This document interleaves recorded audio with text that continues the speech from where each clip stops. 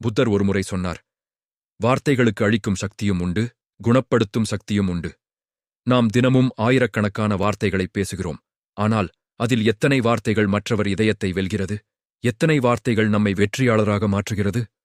பல நேரங்களில் நாம் தோற்பது நம் திறமையால் அல்ல, நம் பேச்சால்தான். ஒரு சாதாரண மனிதனை பேரரசனாக மாற்றும் அந்த பேச்சுக்களை உங்களுக்கு தெரியுமா? அந்த மந்திரத்தை ஒரு புத்த துறவியின் கதை மூலம் இன்று நாம் ஆழமாக புரிந்து கொள்ளப் போகிறோம்.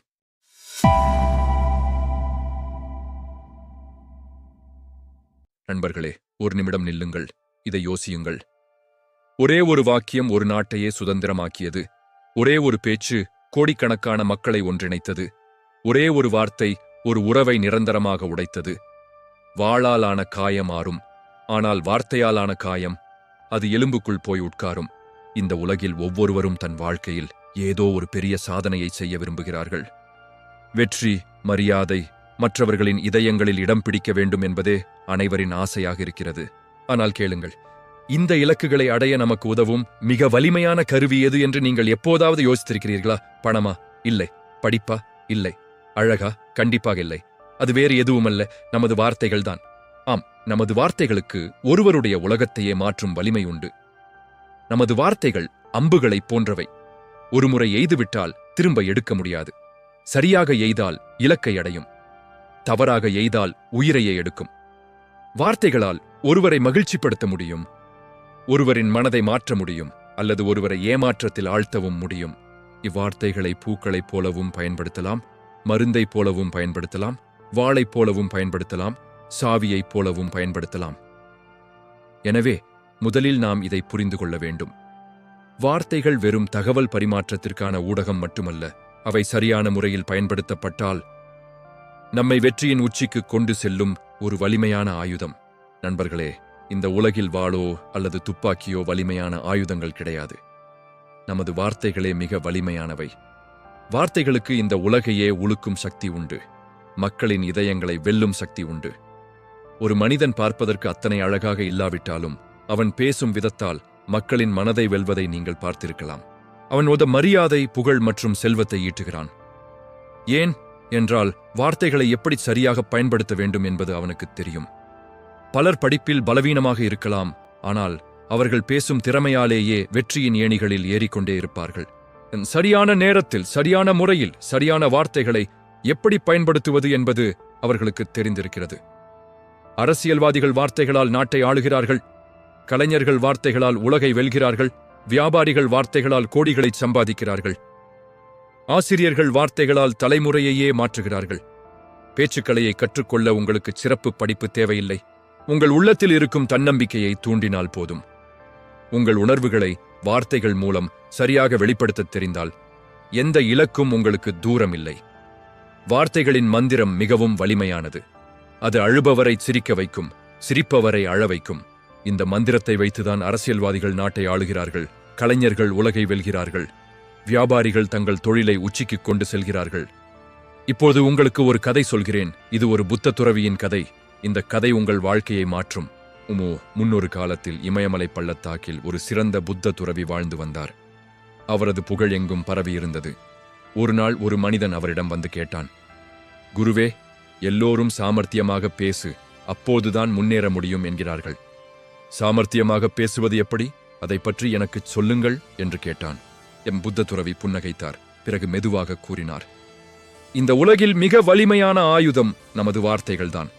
அது எழுதப்பட்டதாக இருந்தாலும் சரி, பேசப்பட்டதாக இருந்தாலும் சரி.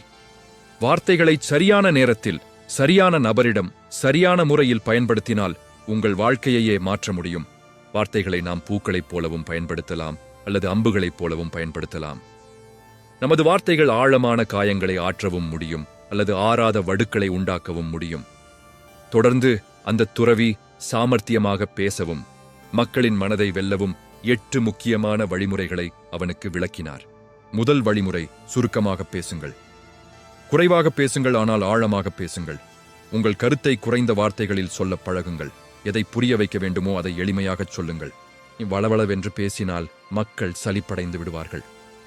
ஒரு நிமிடத்தில் சொல்ல வேண்டிய விஷயத்திற்கு அரை மணி நேரம் எடுத்துக்கொள்ளாதீர்கள்.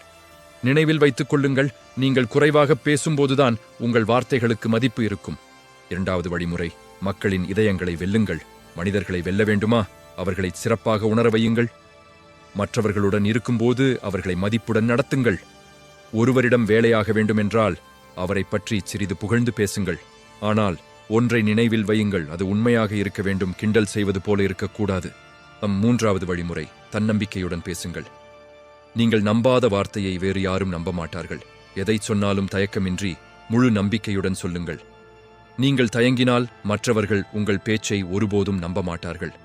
எனக்கு தெரிந்தவரை ஒருவேளை என்று தயக்கத்துடன் பேசாதீர்கள். நான் உறுதியாகச் சொல்கிறேன் என்று நம்பிக்கையுடன் பேசுங்கள். நான்காவது வழிமுறை, வார்த்தைகளில் உணர்வுகளை கலவுங்கள். உணர்வில்லாத பேச்சு உயிரில்லாத உடல் போன்றது. உங்கள் பேச்சில் உணர்வுகள் இல்லை என்றால் அது மக்களின் இதயத்தை சென்றடையாது. சூழலுக்கு ஏற்ப உங்கள் குரலை மாற்றிக்கொள்ளுங்கள். துக்கமான நேரத்தில் ஆறுதலாகப் பேசுங்கள். மகிழ்ச்சியான நேரத்தில் உற்சாகமாகப் பேசுங்கள். கோபமான நேரத்தில் அமைதியாகப் பேசுங்கள். பயமான நேரத்தில் தைரியமாகப் பேசுங்கள். ஐந்தாவது வழிமுறை, கண்களை பார்த்து பேசுங்கள். கண்கள் என்பது ஆத்மாவின் கண்ணாடி. மற்றவர்களுடன் பேசும்போது நேருக்கு நேர் கண்களை பார்த்து பேசுங்கள். கண்களை தவிர்த்து பேசினால் நீங்கள் ஏதோ பொய் சொல்கிறீர்கள் அல்லது எதையோ மறைக்கிறீர்கள் என்று அவர்கள் நினைப்பார்கள். கண்களை பார்த்து பேசினால் நம்பிக்கை வரும். கண்களை தவிர்த்தால் சந்தேகம் வரும். ஆறாவது வழிமுறை, தெளிவாக பேசுங்கள். இது மிக முக்கியம். மிக வேகமாகவும் பேச வேண்டாம், மிக மெதுவாகவும் பேச வேண்டாம். உங்கள் உச்சரிப்பு தெளிவாக இருக்க வேண்டும். ஒரு முக்கியமான விஷயம் என்னவென்றால், நீங்கள் பேசத் தொடங்கும் முதல் 90 வினாடிகளிலேயே மக்கள் உங்களை கவனிக்கலாமா வேண்டாமா என்று முடிவு செய்து விடுவார்கள். எனவே உங்கள் தொடக்கமே மிகவும் முக்கியமானது. ஏழாவது வழிமுறை, உதவும் மனப்பான்மையை கடைப்பிடியுங்கள். பிரதிபலன் எதிர்பார்க்காத வார்த்தை கடவுளின் குரலுக்குச் சமம். பிரதிபலன் எதிர்பார்க்காமல் மற்றவர்களுக்கு வார்த்தைகளால் உதவுங்கள். ஒரு நல்ல வார்த்தை, ஒரு ஆறுதலான வார்த்தை, ஒரு ஊக்கமளிக்கும் வார்த்தை. இது உங்கள் மனதிற்கு அமைதியை தரும். மற்றவர்கள் உங்களை மதிக்கத் தொடங்குவார்கள். எட்டாவது வழிமுறை, கவனிக்கும் பழக்கத்தை வளர்த்துக் கொள்ளுங்கள். ஆங்கிலத்தில் இதை ஆக்டிவ் லிசனிங் என்று சொல்வார்கள். ஒரு சிறந்த பேச்சாளராக இருக்க வேண்டும் என்றால் முதலில் சிறந்த கேட்பாளராக இருக்க வேண்டும். மற்றவர்கள் பேசும்போது குறுக்கிடாதீர்கள். முழுமையாக கேளுங்கள். சிந்தித்து புரிந்து கொண்ட பிறகு பதில் சொல்லுங்கள். நமக்கு 2 காதும் ஒரு வாயும் இருப்பதற்கு காரணம் என்ன தெரியுமா? பேசுவதை விட 2 மடங்கு அதிகமாக கேட்க வேண்டும் என்பதற்கே. இந்த 8 வழிமுறைகளையும் கூறிய பிறகு அந்த துறவி மௌனமானார். அந்த மனிதன் துறவிக்கு நன்றி கூறிவிட்டு மாறிய மனிதனாக அங்கிருந்து சென்றான். என் நண்பர்களே, வார்த்தைகளை சரியாக பயன்படுத்தினால் இந்த உலகமே உங்கள் வசப்படும். உங்கள் பேச்சில் இனிமை இருந்தால் இதயங்கள் உங்களை நாடும். தெளிவு இருந்தால் மதிப்பு வரும்.